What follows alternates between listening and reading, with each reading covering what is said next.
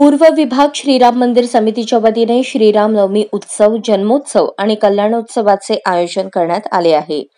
या उत्सवांतर्गत सालाबादप्रमाणे यंदाही मंदिराच्या वतीने रामनवमी उत्सवानिमित्त दररोज सकाळी अभिषेक, श्री अवतार अलंकार, त्यानंतर श्रीराम बालभोग, मंगलाशासनम, त्यानंतर 9 वाजता श्रीराम रक्षा स्तोत्र पारायण, दुपारी 12 वाजता अवतार पूजन, होम हवन, आराधना, आरती, तीर्थप्रसाद वाटप करण्यात येणार आहे।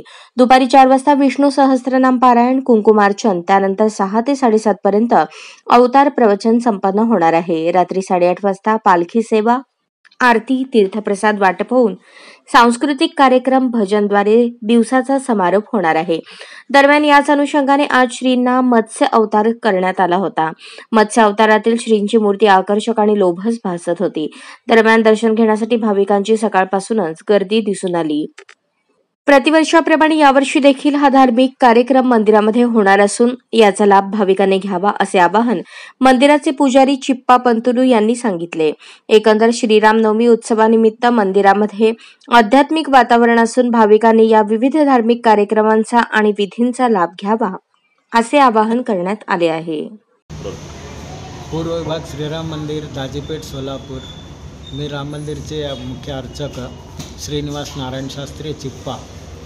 श्रीराम नवमी उत्सवानिमित्त दररोज कार्यक्रम, गणपती पुण्यावाचन, नक्षत्र नवग्रह, विष्णू पंचायतन, अवतार अलंकार पूजन, होम हवन, पंचामृताभिषेक दररोज सकाळी होत असते आणि संध्याकाळी भजन, कीर्तन, पारायण, नंतर आरती असं 9 दिवस कार्यक्रम चालू असते।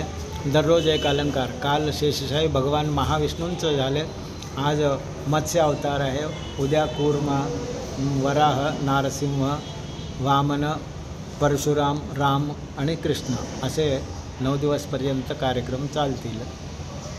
सर्व भक्तांनी लाभ घ्यावा तीर्थप्रसादाचा।